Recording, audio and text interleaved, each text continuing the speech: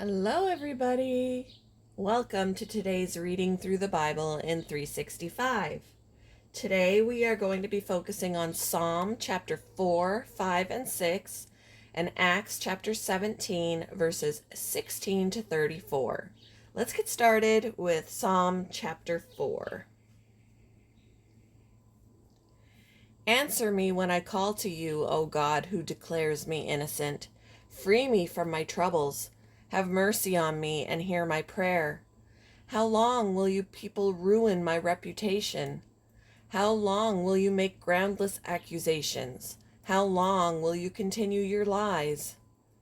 You can be sure of this.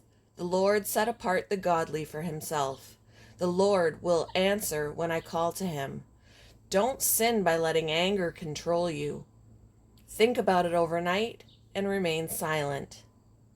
Offer sacrifices in the right spirit and trust the Lord. Many people say, "Who will show us better times?"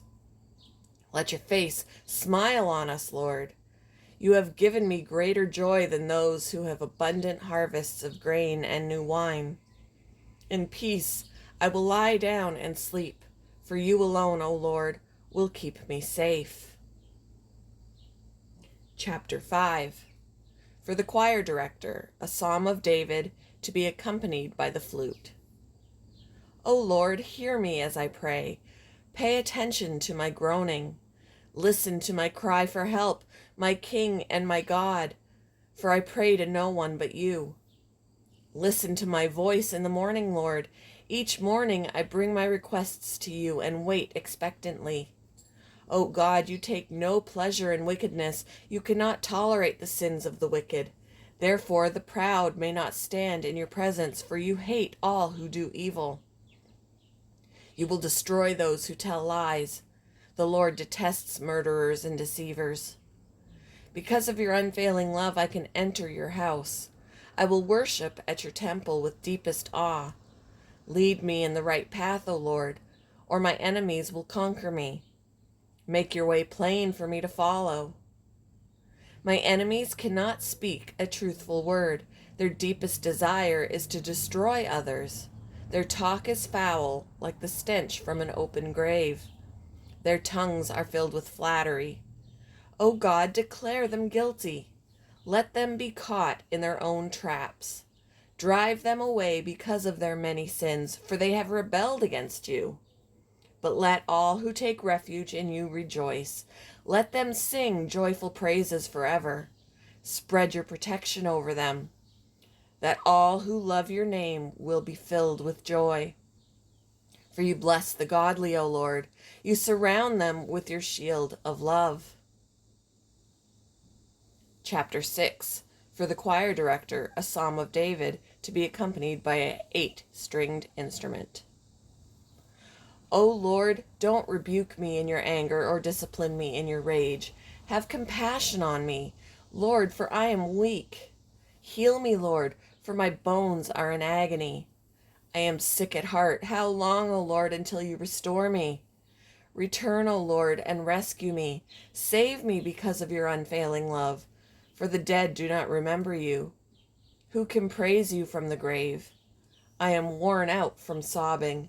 All night I flood my bed with weeping, drenching it with my tears. My vision is blurred by grief. My eyes are worn out because of all my enemies. Go away, all you who do evil, for the Lord has heard my weeping. The Lord has heard my plea. The Lord will answer my prayer.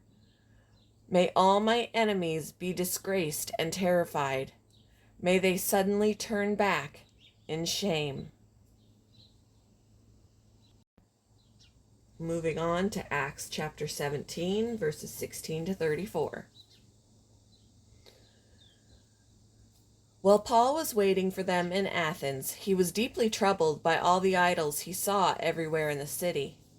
He went to the synagogue to reason with the Jews and the God-fearing Gentiles, and he spoke daily in the public square to all who happened to be there. He also had a debate with some of the Epicurean and Stoic philosophers. When he told them about Jesus and his resurrection, they said, What's this babbler trying to say with these strange ideas he's picked up? Others said, he seems to be preaching about some foreign gods. Then they took him to the high council of the city.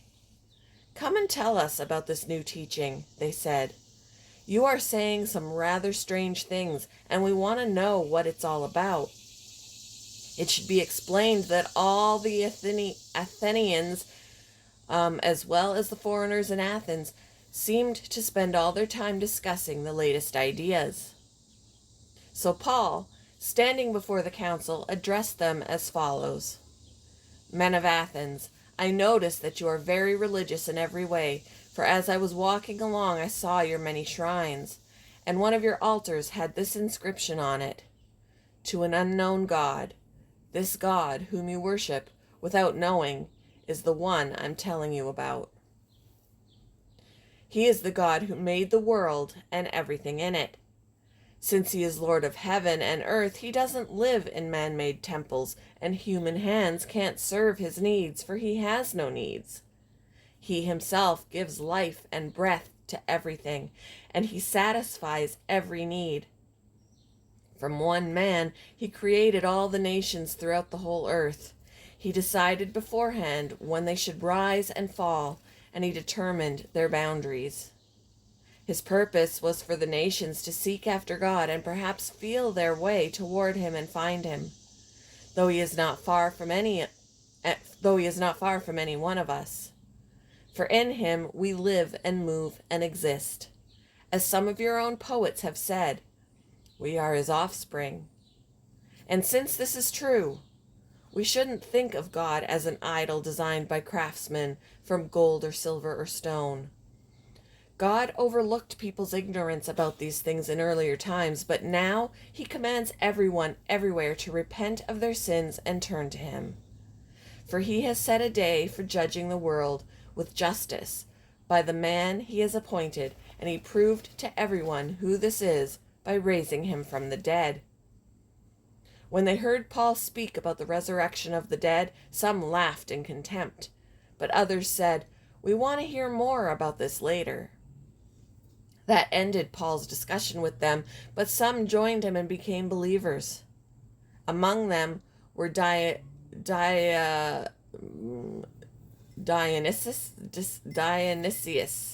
I think. Dionysius, a member of the council, a woman named Damaris, and others with them.